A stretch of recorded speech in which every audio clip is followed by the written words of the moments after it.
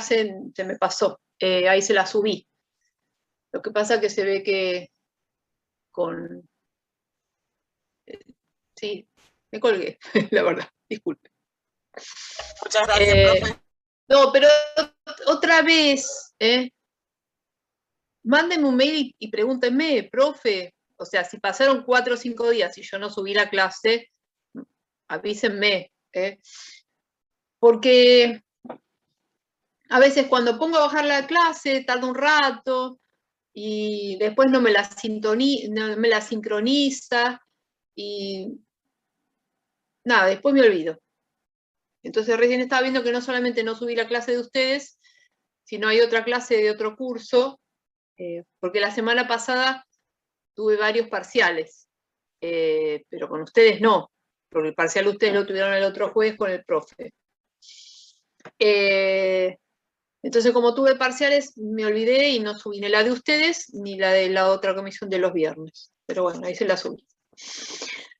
Bueno, vamos a retomar entonces, habíamos visto hasta acá, hasta el Wi-Fi, ¿no? Bien. El último de los medios inalámbricos que vamos a ver es el que tiene que ver con la telefonía celular. La telefonía celular también, como todo medio inalámbrico, utiliza ondas electromagnéticas. En este caso, la telefonía celular se denomina así porque el área de cobertura se divide en celdas o células. Estas celdas tienen un formato hexagonal, y se disponen dentro de cada una de estas celdas, se va a poner una antena. En el centro de cada una de estas celdas que estoy viendo va a haber una antena. Así como se ve acá. La realidad es que el área de cobertura está determinada por esta forma hexagonal. Si bien la antena tiene una cobertura, digamos, en forma, digamos, circular.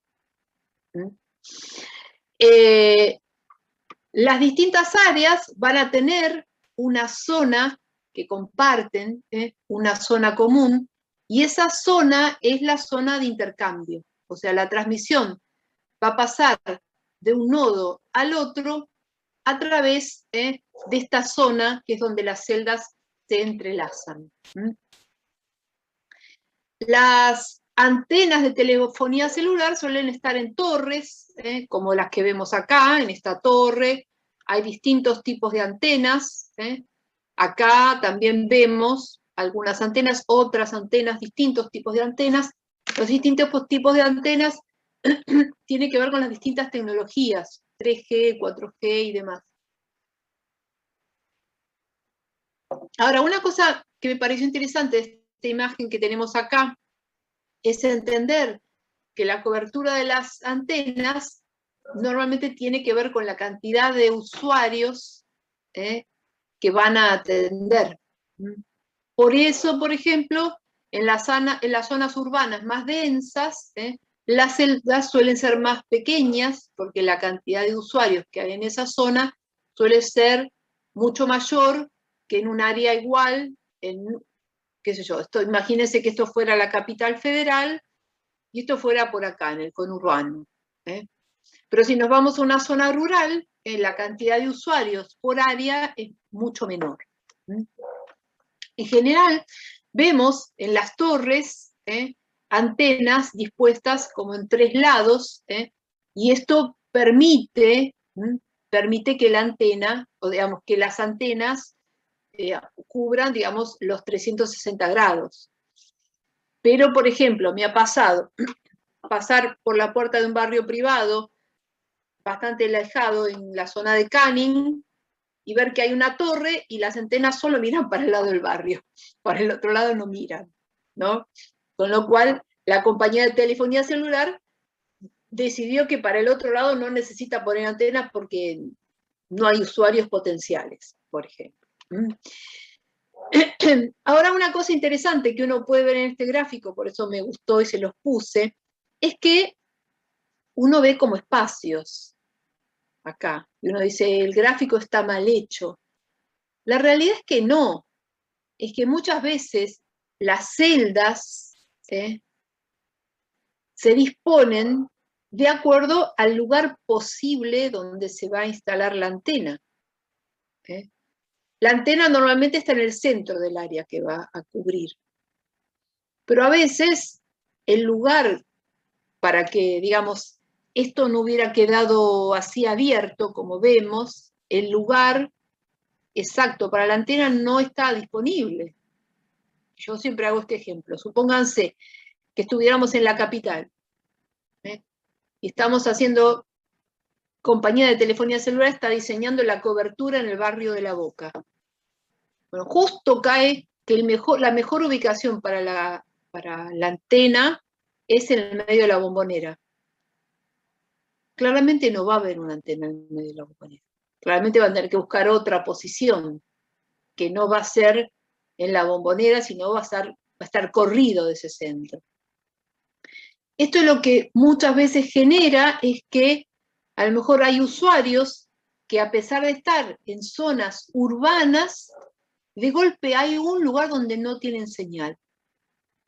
Y entonces, esperanzados, se cambian de compañía de telefonía celular y van a la otra compañía y les pasa lo mismo.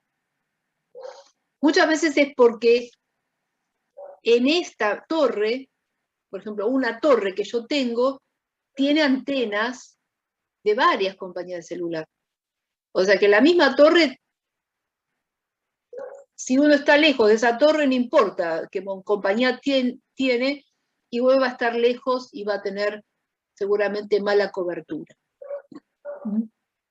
Bien, nos importa las conexiones de telefonía celular porque hoy en día muchas de las redes de datos que tienen que ver sobre todo con la utilización de Internet utilizan como medio de transmisión la telefonía celular. Después vamos a ver que esto que nosotros decimos, nos conectamos a Internet usando los datos, tiene que ver con una modalidad de transmisión que tiene que ver con lo que se llaman los paquetes de datos. Que es que la información que viaja por Internet se va a dividir todos en trocitos chiquitos que se llaman paquetes de datos. Por eso cuando nos conectamos a Internet usando el teléfono celular, solemos decir que usamos la conexión de los datos. La otra conexión es la transmisión a través de lo que se llama la telefonía celular directamente, cuando usamos para hablar, no usando el WhatsApp, sino usando, digamos, la línea tradicional de la telefonía celular. Bueno, vamos a ver ahora algo que tiene que ver, en realidad lo que vamos a ver son varias clasificaciones de distintas herramientas, distintos elementos que van a tener que ver con las redes.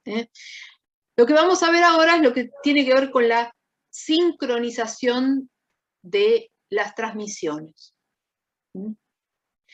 Hay transmisiones en las que el emisor y el receptor se van a sincronizar y otras en las que no. Esto va a depender de la cantidad de información que haya que transmitir y va a depender del flujo de la información. O sea, si la información que hay que transmitir es una información constante. Cuando estamos hablando de una transmisión sincrónica, acá dice ambos, emisor y receptor, deben utilizar la misma frecuencia para identificar los caracteres. Por eso les puse esta imagen que ya habíamos visto la última clase, cuando veíamos cómo el módem modulaba una señal modificando la frecuencia. Es decir, en esta imagen, si acá tuviéramos el emisor y acá tuviéramos el receptor, está transmitiendo un 0 con una frecuencia que tiene que ver con, se repite 2 veces en la quinta parte de un segundo. ¿Sí? Y se repite 4 veces en la quinta parte del segundo. Ahora, tiene que usar la misma frecuencia, porque si no, o sea, utiliza esta frecuencia para el 0 y esta para el 1. Y para tiene que ser igual. Usar esta frecuencia para el 0 y esta frecuencia para el 1. Si no, van a entender cualquier cosa. De eso se trata lo que está diciendo ahí, en este primer cuadrito. Después vamos a ver mejor el que está acá abajo, que tiene que ver con esta imagen. Dice, la otra cosa que tienen que hacer el emisor y el receptor es sincronizar los relojes para determinar cuánto dura cada carácter. Es decir, si lo que emite es esto, está transmitiendo 5 caracteres, 5, digamos, bits por segundo. ¿Sí? O sea, en un segundo transmitió 1, 2, 3, 4, 5 bits. Y tienen que entender que también son 5 bits por segundo. Imagínense que supusiera que son 10 bits por segundo. Entonces, esta frecuencia, acá, donde para es 1 bit, para van a ser 2. Porque en un segundo lo debería dividir en 10, ¿no? Entonces tendría 1, 1, 0, 0, 1, 1, 1, 1, 0, 0. Transmitió 0, 1, 1, 0, 1 y le diría 0, 0, 1. O sea, nada que ver una cosa con la otra. Por esa razón, deben sincronizar los relojes. Y también, cuando tienen que empezar antes de todo esto, cuando tiene que empezar la transmisión, le tiene que llamar la atención al receptor. Para decir, bueno, mirá, vamos a empezar. Bueno, sincronicemos los relojes. Bueno, ¿qué frecuencia vamos a usar? Se ponen de acuerdo. Una vez que se pusieron de acuerdo, empiezan a transmitir. Ahora, la transmisión va a ser un flujo constante. Cuando uno piensa en un flujo constante, piensen en una manguera que está tirando agua, que el flujo de agua es constante, ¿sí?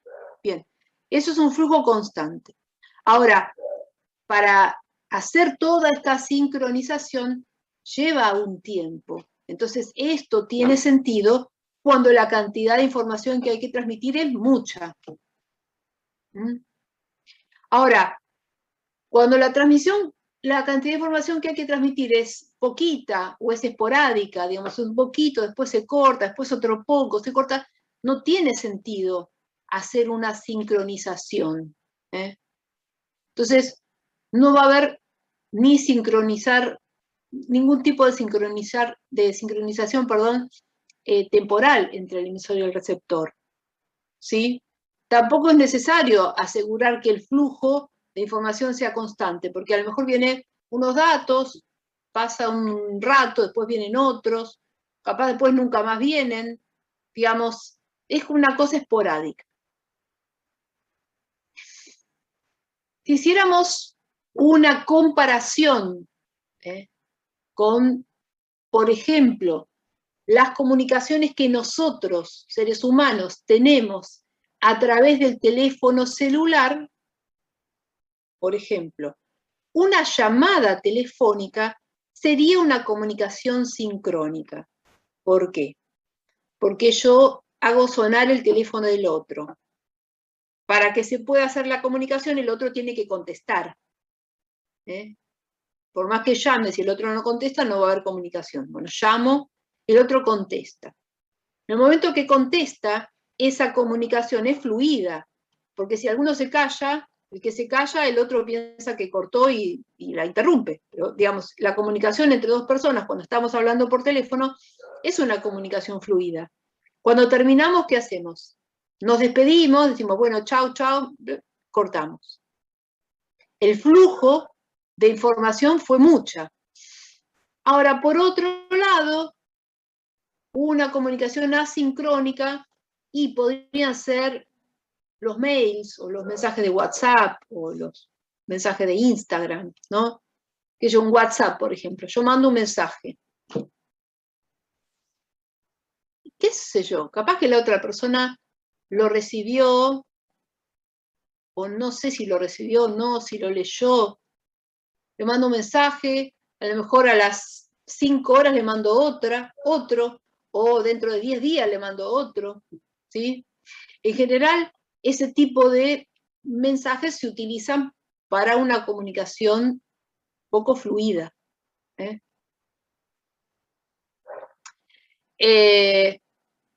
Es verdad que hay personas que se la mandan mandando un audio y otro audio y otro audio y otro audio, y yo digo, ¿por qué no son tan perezosos? Nos llaman por teléfono más fácil, ¿no? En realidad, igual termina siendo una comunicación asincrónica para algo que sería más eficiente hacer una comunicación sincrónica, ¿no?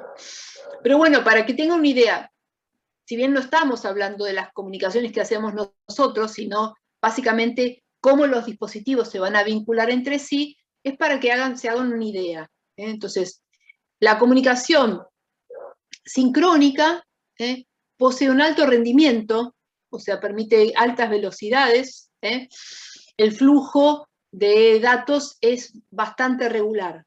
Por otro lado, la comunicación asincrónica se adecua mejor a transmisiones que el flujo es irregular, el equipamiento es más económico.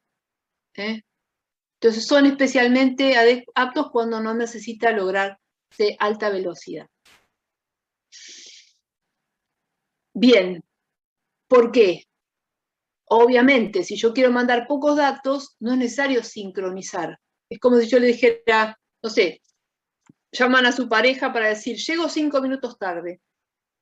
Lo llaman, hola, sí, llego 5 minutos tarde. Bueno, podría ser, pero también le podrían mandar un WhatsApp, digo, llego 5 minutos tarde. A lo mejor es más rápido, más eficiente eso, ¿sí? Para un mensaje tan cortito. Bien. Bueno, otro tipo de clasificación, que en este caso, esta clasificación tiene que ver con el flujo de la información, o sea, en qué dirección va a viajar la información. Acá tenemos 3 tipos, la conexión simplex, la conexión duplex y la conexión full duplex. Vamos a ver qué sería la conexión simplex. En la conexión simplex, la información o el flujo de la información va a viajar en una única dirección. Por ejemplo, que acá lo tenemos representado por un servidor que le envía datos, acá en este caso típicamente a un monitor. Es el caso más típico de una conexión de tipo simplex. Porque nunca del monitor va a viajar al servidor. ¿Cuál sería este caso? Y, qué sé yo, por ejemplo, nada, yo tengo una farmacia acá cerca de mi casa que voy a comprar y tiene un monitor donde se ve el turno de quién viene. Pero en realidad hay otra computadora que está gestionando eso. ¿Sí? Y de esa computadora manda un impulso al monitor. O, qué sé yo, no sé, ustedes que son de acá de zona sur, a lo mejor han tenido la suerte alguna vez de ir a atenderse a la clínica Montegrande. Uno entra a la sala de espera y encuentra de la guardia y a falta de 1 o 2 televisores o 2 monitores, que los 2 muestran lo mismo. Ahora, esa información la reciben de un servidor donde se está generando esa información y la manda a esos monitores. O habrán ido a tomar el tren a Constitución, han visto un monitor enorme donde aparecen los horarios de las salidas de los trenes y los andenes de donde salen. Bueno, ese monitor también está conectado a un servidor donde se genera esa información que el monitor en este caso solo recibe. ¿Por qué se utiliza una conexión de tipo simplex y no otra? Bueno, primero, porque no se precisa otra cosa. Y después porque es más barata que todas las demás. Entonces, si no se precisa, ¿para qué vamos a gastar en algo innecesario? Gastamos en otra cosa. ¿Mm? Bien. Esta otra que vemos acá abajo, la conexión de tipo dúplex, es un tipo de conexión donde se puede transmitir en ambas direcciones, pero no simultáneamente. En un momento dado, que lo tengo representado acá, esta estación de trabajo emite y esta recibe. Después se ponen de acuerdo, cambian los roles y esta emite y esta recibe. Un ejemplo que podemos traer también a las transmisiones que solíamos usar los seres humanos, son las comunicaciones por radio.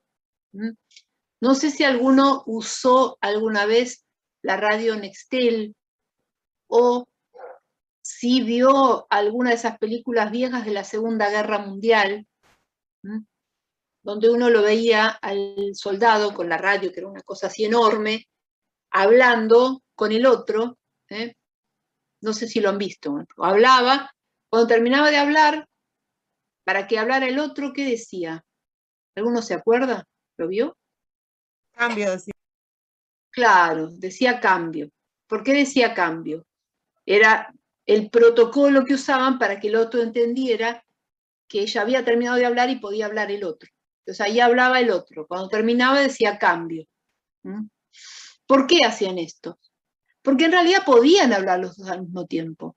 Pero como había un solo medio por donde viajaba una señal y la otra, si hablaban los dos al mismo tiempo, iba a venir la comunicación por un lado y la comunicación por el otro, y en algún punto iban a colisionar, o se iban a chocar, y se iba a transformar eso en ruido, y se iba a perder, no se iban a escuchar. Entonces, la comunicación full duplex tiene esta particularidad. Se puede transmitir en uno o en otro sentido, pero hay que alternar. No se va a poder transmitir simultáneamente. ¿Qué particularidad tiene esta? Y bueno, va a ser mucho más económica que la que vamos a ver ahora. Entonces, esta es la más económica y permite en ambas direcciones. Bien, por último, tenemos la comunicación full duplex, donde simultáneamente puede enviar y recibir información. Esto, ya que antes hablamos de las comunicaciones de radio, bueno, podríamos decir las comunicaciones telefónicas. Nosotros, seres humanos, podemos, qué sé yo, dos personas al mismo tiempo pueden hablar por la línea telefónica. ¿Sí? De ahí a que se entiendan es otra cosa, porque nosotros no tenemos esa capacidad de procesamiento que tienen los dispositivos electrónicos, ¿no? La verdad, escuchar y hablar al mismo tiempo, difícil, ¿no? Pero bueno, acá ambos dispositivos pueden estar enviando y recibiendo información por el mismo medio. Eso va a ser una conexión de tipo full duplex. Bien. Y para terminar esta secuencia de clasificaciones, vamos a hablar de lo que se llaman los tipos de enlaces. ¿De qué manera se van a enlazar los nodos de una red? Acá lo tenemos representados con edificios que tienen antenas, pero pueden ser conexiones inalámbricas, pueden ser conexiones con cables, no importa. Cuando yo tengo una conexión exclusiva entre dos puntos de una red, voy a decir que tengo una conexión punto a punto. Cuando tengo una conexión de un punto central a muchos otros puntos, voy a decir que tengo una conexión punto a multipunto.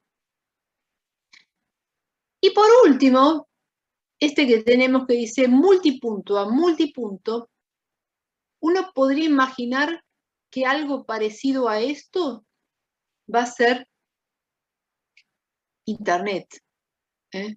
Donde yo a lo mejor, no sé, supóngase que desde este punto quiero transmitir acá. Tengo muchos caminos diferentes que puede hacer la información, ¿no? Puede venir por acá, puede venir por acá, puede venir por acá, puede venir por acá, ¿eh? Diferentes caminos pueden llevar la información de un punto al otro. La realidad es que Internet, salvo algunas partes muy puntuales, en general hay muchos caminos que pueden llevar la información de un nodo al otro de la red.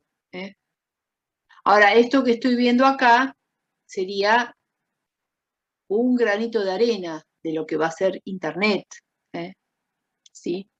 Porque Internet son miles y miles de redes conectadas entre sí, y entre todas estas va a haber diferentes tipos, diferentes enlaces. Bien. Bueno, ¿cómo estamos con la hora? Bien. Esto de tener la clase más larga me desorienta porque en general, por ejemplo, la clase termina acá, pero hoy como tenemos una clase más larga vamos a seguir un poco más. No lo voy a alargar ahora, no, ni sueño. Bien, vamos a hablar, vamos a hacer una clasificación de las redes que ya nombramos hace un rato cuando hablamos del Wi-Fi. Yo les hablaba de las redes de tipo LAN y de las redes de tipo WAN. Bueno, que, claro, me olvidé que hoy vamos a llegar y vamos a ver. Pero bueno, volvemos a hablar ahora realmente con profundidad. Una red de tipo LAN, la sigla LAN, viene de Local Area Network, que sería red de área local. Si bien la palabra network en inglés sería red de trabajo, pero nosotros lo entendemos como una red. Red de área local. Una red de área local es una red donde los nodos están cercanos, y que en general puede abarcar, no sé, un edificio, o a lo sumo, no sé, 2 edificios que están linderos. Una vez me pasó que un cliente tenía una red LAN en una fábrica y compró el edificio de enfrente. Bueno, entonces quería extender su red al edificio de enfrente. Bueno.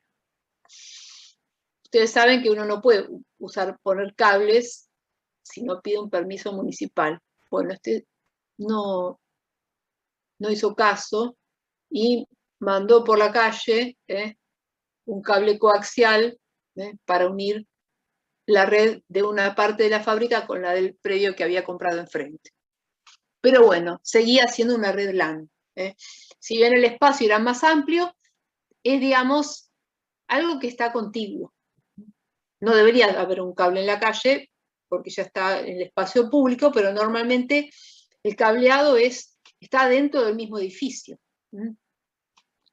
En general es para conectar computadoras personales y algunas, qué sé yo, impresora, compartir una conexión de internet. En general, todas las redes, cualquier red, básicamente la finalidad de una red es transmisión de datos. Pero cuando hablamos particularmente de las redes de tipo LAN, las redes de tipo LAN también permiten compartir otros recursos. Por ejemplo, una impresora, ¿no?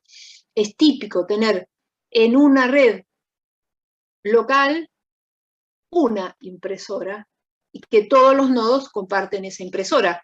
¿Cómo podría ser el caso de esta imagen que tenemos acá, ¿no? Acá tenemos una red que tenemos en este caso 4 nodos y hay una impresora. Y este que está acá funciona como un servidor que les da digamos, servicio a estos 4. También, típicamente, que es lo que veíamos hace un momento, la red LAN es para compartir conexiones de Internet. ¿Qué es lo que hacemos en la oficina? Si tenemos Wi-Fi, ¿el Wi-Fi para qué nos sirve? Para compartir la conexión de Internet. O acá yo en mi casa tengo el Wi-Fi, ¿para qué es? Para compartir la conexión de Internet. ¿Sí? Básicamente, esa es una particularidad de las redes de tipo LAN. Los medios de transmisión de la red LAN son exclusivos del dueño de la red. Y los más utilizados son el cable UTP, ¿se acuerdan? El cable de pares, que no tenía ningún tipo de recubrimiento.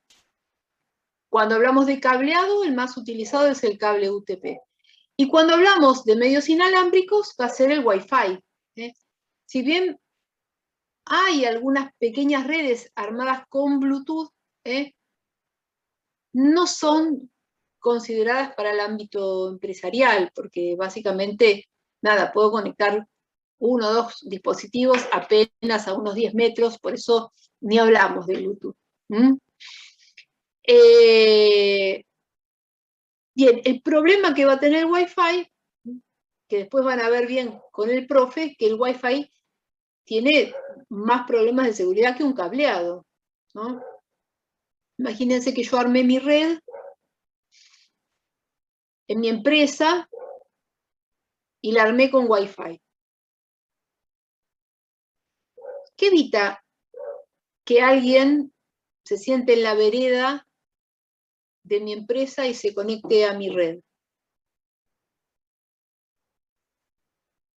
Alguien puede decir, bueno, el Wi-Fi tiene una contraseña, ¿sí?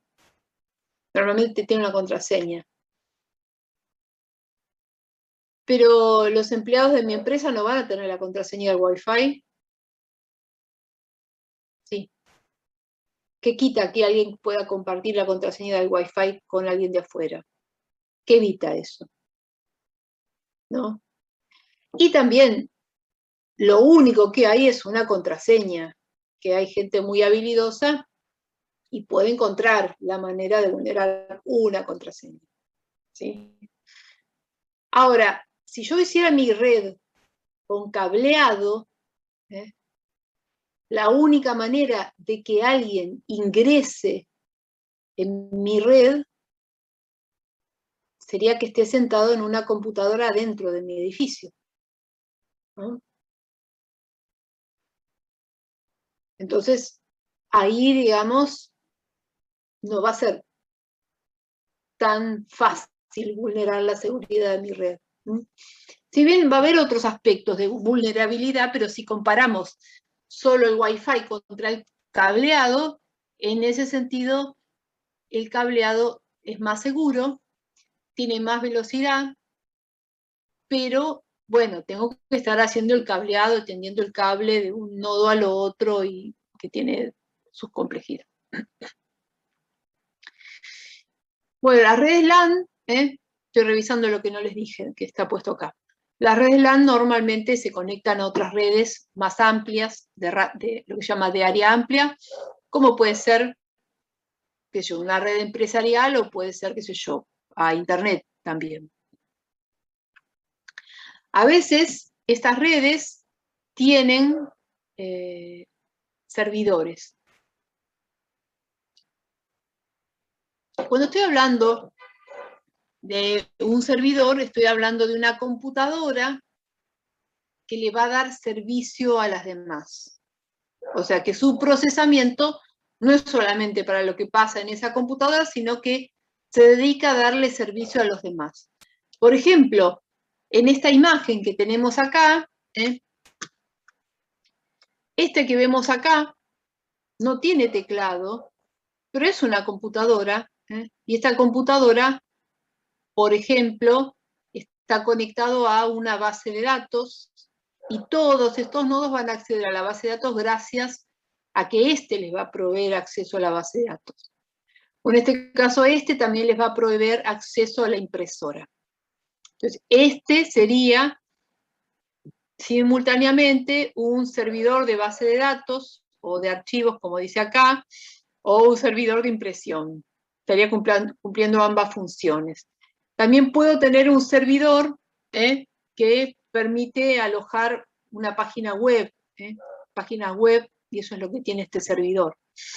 Básicamente un servidor es eso, es una computadora dentro de la red que le va a brindar diferentes servicios a cada uno de los nodos.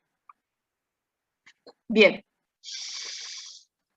Ahora, así como hablamos de las redes LAN, vamos a hablar de las redes WAN. Un ejemplo clásico de una red WAN es esto.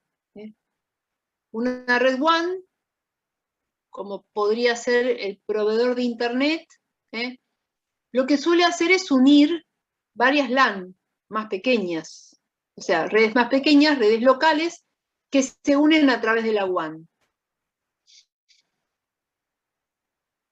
Y si pensamos, por ejemplo, yo en mi casa tengo una LAN, y posiblemente muchos de ustedes en su casa también tienen una LAN, y estamos unidos, y en parte gracias, estas pequeñas LAN están unidas a través de la WAN del proveedor de Internet, y esta se conecta con otros y así. O sea que la WAN va a unir pequeñas redes que van a ser redes de tipo LAN. La característica de una WAN, primero que tiene transmisiones de alta velocidad, por eso los medios de transmisión más utilizados van a ser la fibra óptica y el cable coaxial. Si bien puede haber de todo, puede haber cable de pares, puede haber microondas, puede haber satélites. El problema de las redes WAN es que, como cubren áreas muy grandes, que pueden ser países y hasta continentes, hay que sostener el mantenimiento de esas líneas de transmisión, de esos medios de transmisión. Por eso las redes WAN suelen ser redes muy costosas. Un ejemplo de las redes WAN, más allá del proveedor de Internet, por ejemplo, podría ser la red Link o la red Vanelco. Si, no sé, imagínense, qué sé yo, el hall de algún banco, ¿no? Uno entra y encuentra, qué sé yo, 2, 3, 4 cajeros automáticos. Bueno, un cajero automático es una computadora de uso dedicado, pero es una computadora. Todas esas computadoras pertenecen a una misma red, que es una red local, ¿sí? Y esa red, a su vez, está conectada, supóngase, a la red Vanelco, ¿no? Cuando ustedes van, ponen la tarjeta que yo en el cajero, ¿no? Piden el saldo. ¿De dónde obtiene el saldo de su cuenta? ¿Dónde está? ¿Alguna vez pensaron eso? ¿Dónde está el saldo? ¿De dónde saca el saldo de la cuenta?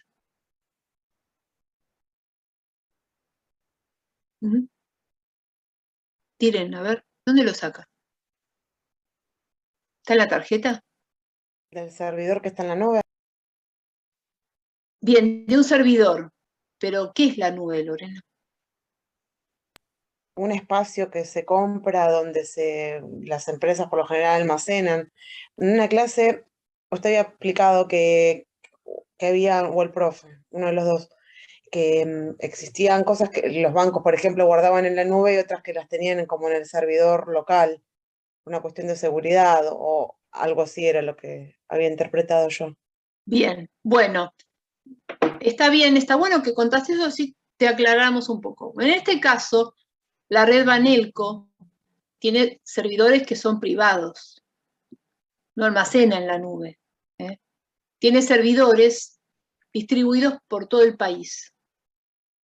Entonces, cuando vos vas y pones la tarjeta y pedís el saldo, ese cajero se conecta con el servidor más cercano. Ahora, tiene que ser una transmisión de alta velocidad, ¿por qué? Porque vos pones la tarjeta, pedís el saldo, ¿y cuánto tiempo uno tolera que demore? ¿No? Yo pongo el saldo, no sé, espero, ¿cuánto?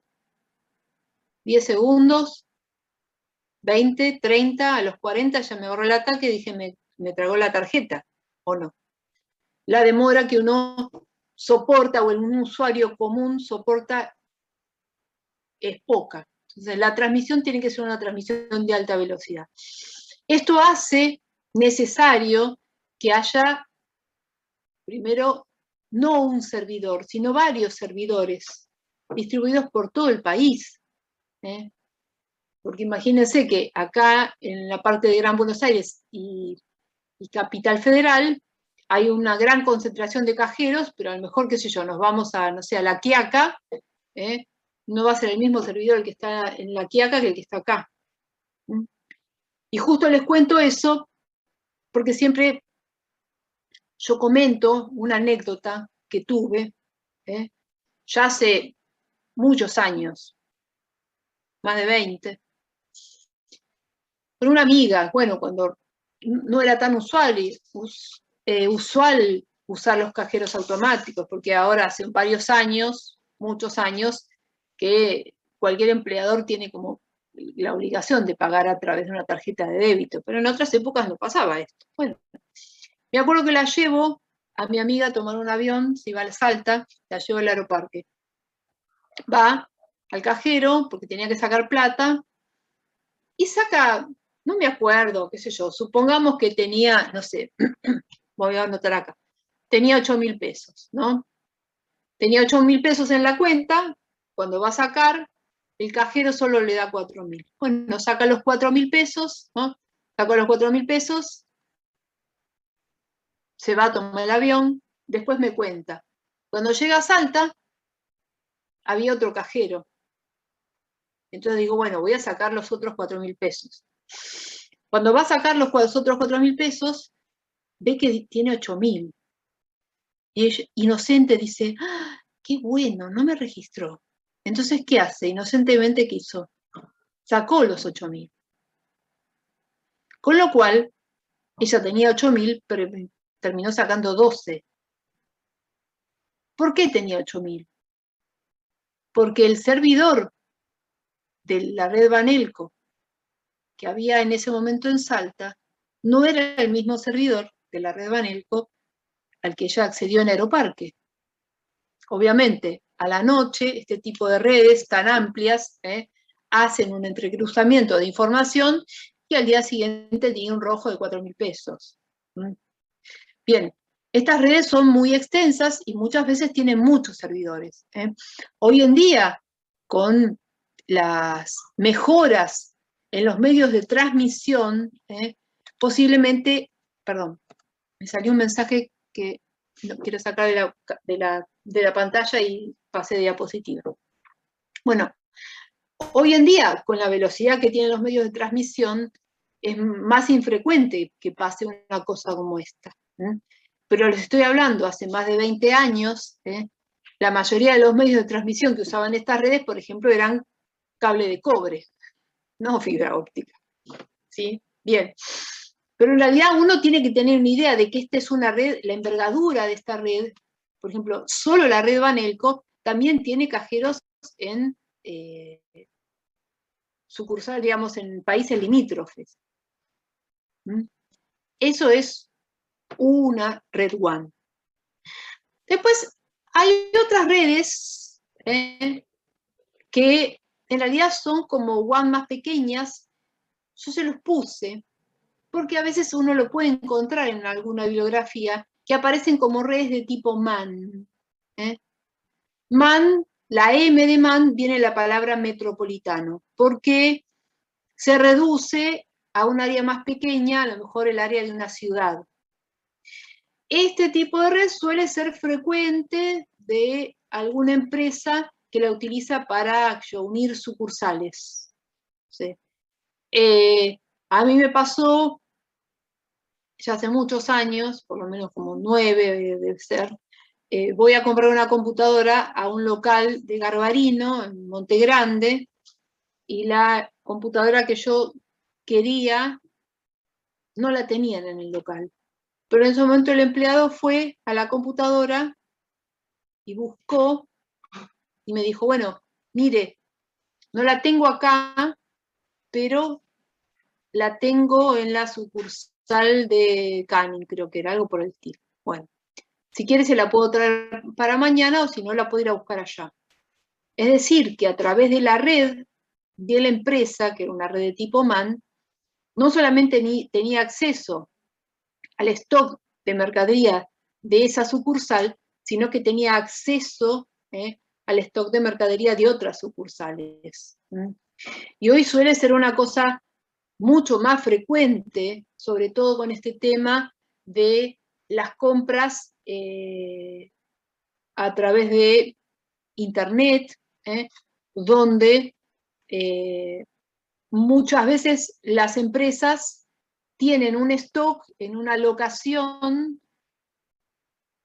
económica, o sea, y hacen una distribución desde esa locación.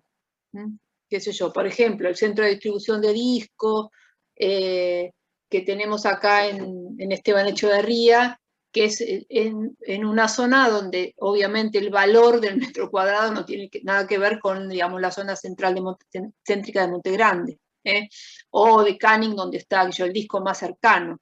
Entonces, almacenar la mercadería en un lugar distante es mucho más económico, y de todas maneras, a través de las redes se puede tener acceso a, y digamos, idea de cuál es la mercadería disponible y se puede vender algo que yo no tengo en mi local, por ejemplo, ¿sí? Está en otro lado. Bien. Este sería un uso frecuente de lo que se llama una red MAN. Pero en definitiva, o sea, desde el punto de vista estructural, es lo mismo una red WAN que una red MAN, solo que una red MAN es más pequeña. Bien. Vamos a ver ahora, y bueno, vamos a ver esto y después de esto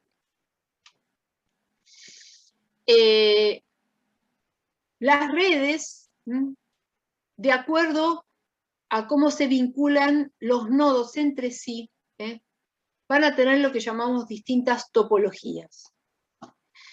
Las tres más frecuentes son la topología de estrella, la topología de bus y la topología de anillo. Es decir, esta es una topología que va a usar cableado.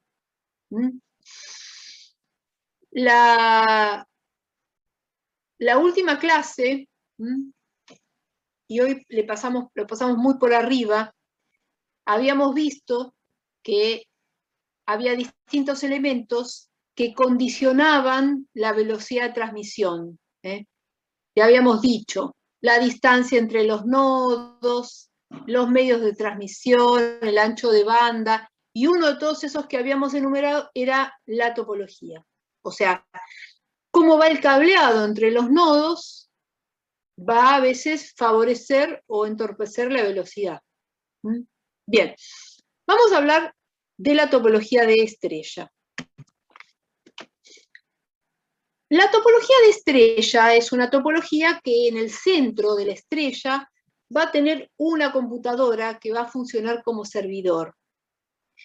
Obligatoriamente necesita un servidor, porque este servidor de lo que se va a ocupar es de administrar las comunicaciones entre los nodos. Más allá de si puede tener una base de datos o puede administrar la impresora, no importa, la función en esta topología necesaria e imprescindible del servidor es gestionar la comunicación entre los distintos nodos. La comunicación, digamos, cada nodo tiene un cableado exclusivo que lo va a unir con el servidor, por el cual la información va a poder viajar en ambos sentidos. Va y viene a través de este cableado exclusivo. El problema de esta topología es que si se cae el servidor, la topología va, digamos, la red va a dejar de funcionar, pero una característica importante que la va a diferenciar de las otras dos que vamos a ver es que no tiene colisiones. ¿Y qué sería una colisión? Y eso que les contaba hace un rato, cuando hablamos de las conexiones de tipo dúplex, que yo les decía, viene un mensaje por acá, y por el mismo medio viene otro mensaje, y en el medio colisionan, o chocan, diríamos nosotros, acá en Argentina diríamos choque, ¿no? Bueno, colisionan, cuando colisionan los mensajes se pierden, se destruyen. Bueno, en esta topología no hay colisiones, pero va a ser la más cara de todas. ¿Por qué? Primero, porque precisa un servidor, y segundo, porque es la que mayor cableado va a tener. Bien. Suelen utilizarse para lo que se llama procesamiento distribuido, donde parte del procesamiento se realiza en los nodos y parte del procesamiento se realiza en el servidor. Que yo típico, no sé, supóngase, voy al banco y quiero sacar, no sé, una caja de ahorro, una cuenta corriente. Entonces voy y me siento en uno de los empleados, los que llaman agentes de cuenta, en un escritorio que tiene una computadora. Me pide datos, carga en la computadora, esa que tiene ahí, que sería una de estas, pero en algún momento eso lo tiene que, qué sé yo, no sé, supóngase que estoy abriendo la cuenta. Tiene que cargar la información mía en el servidor, y ahí el servidor le va a mandar yo el número de cuenta, o si autoriza o no. O sea, parte de lo que se está procesando va a ser en el nodo y parte va a ser en el servidor. A eso se llama procesamiento distribuido, cuando el procesamiento es compartido. Bien, vamos a ver ahora la más barata de todas. Esta es la más cara, la más barata de todas. Esta va a ser la topología de bus. La topología de bus no necesita servidor, aunque puede tenerlo, pero acá, cuando hablamos de estas tres topologías, el tema del servidor sería el que va a gestionar las comunicaciones. Acá en la topología de bus no hay ningún dispositivo particular que vaya a gestionar las comunicaciones, sino que la van a gestionar entre todos. Ya estoy cansada de hablar. Bien. Acá voy a tener un cable central, donde cada uno de los nodos está conectado por una derivación de ese cable. Y por este cable central, la información va a viajar en uno y otro sentido. O sea, por el mismo cable.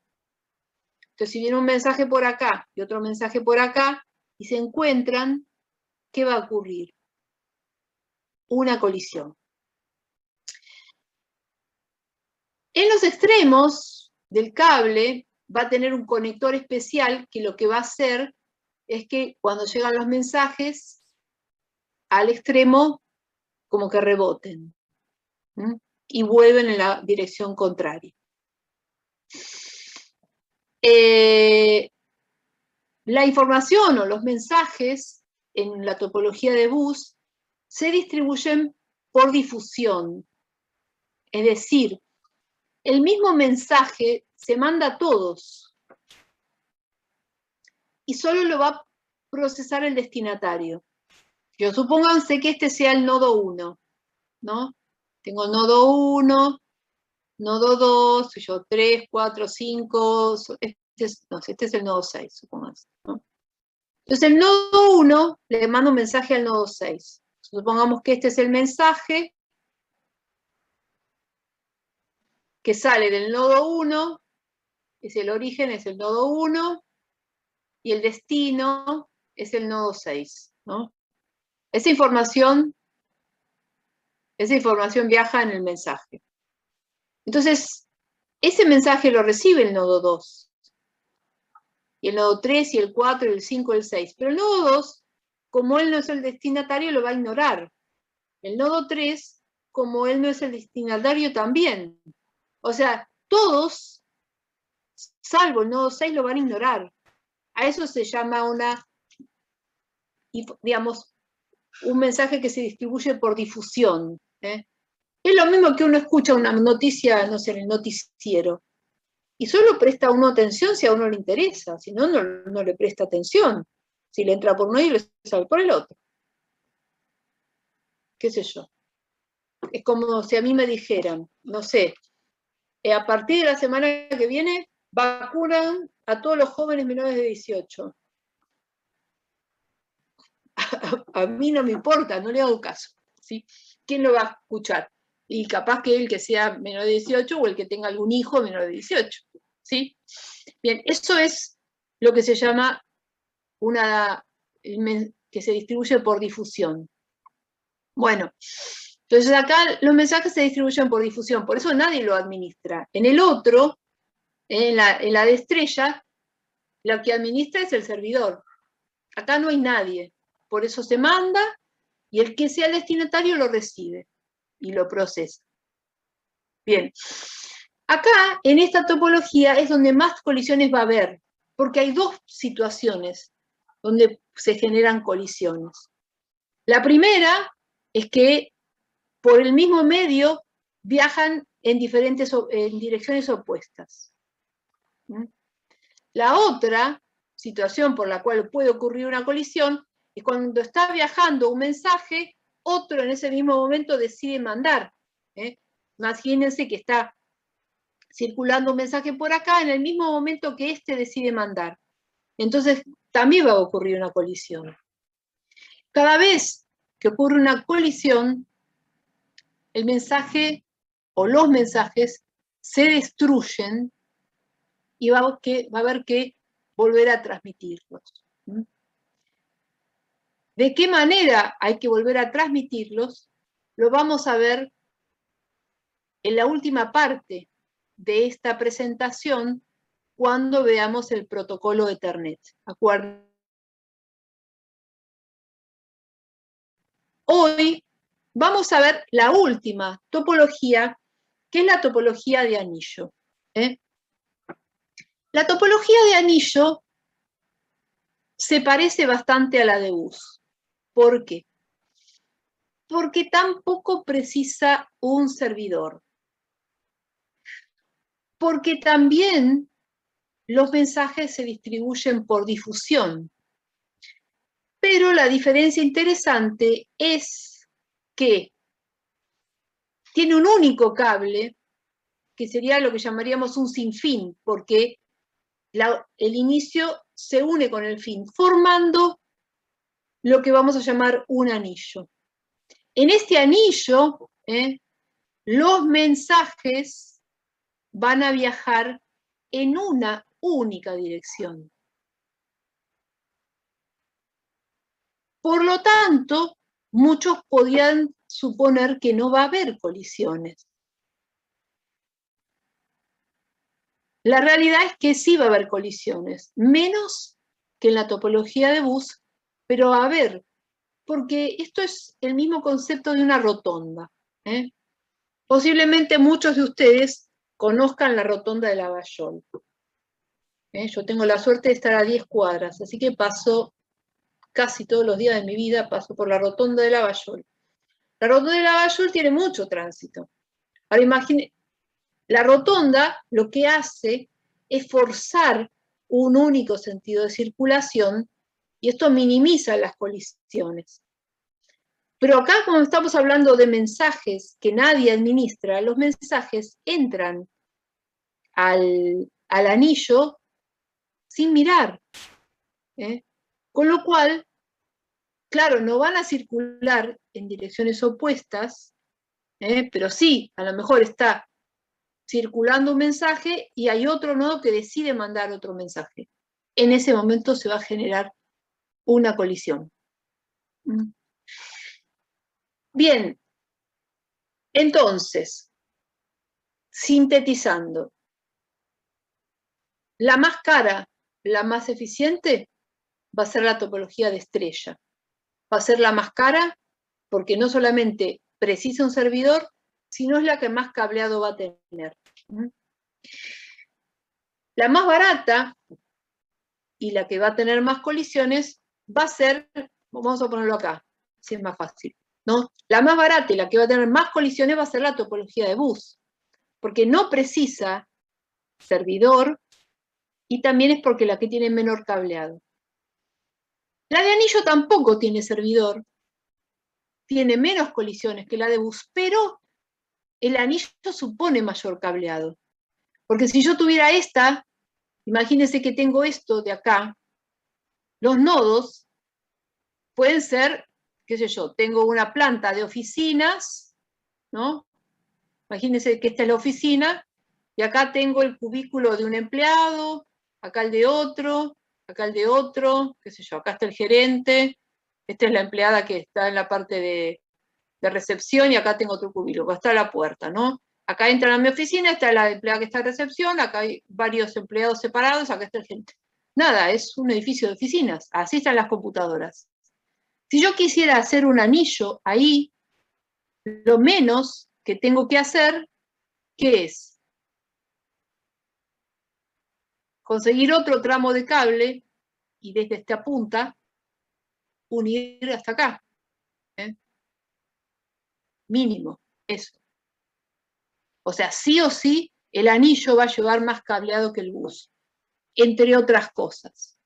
Con lo cual, la más eficiente es la de estrella, la menos eficiente, la de bus. La más barata, la de bus. La más cara, la de estrella. A mitad de camino, ¿qué está? La de anillo. ¿Sí? La de anillo tiene menos colisiones que la de bus, pero más que la de estrella.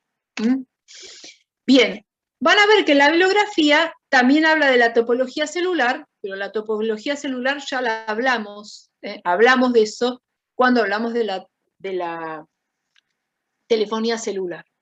Bien, por hoy nada más, quedaron pocos valientes, en un momento éramos 12, bueno, hay algunos que ya se fueron a dormir o a comer, no sé. Bueno, la semana que viene retomamos el ritmo de siempre. Nosotros nos vemos el lunes y con el profe se ven el jueves. ¿Sí? Bien. ¿Alguna pregunta de lo que vimos hoy? No. No. Bueno. Bien, entonces que tengan un buen fin de semana y nos vemos el lunes. Buenas noches, gracias. Chao. Chao.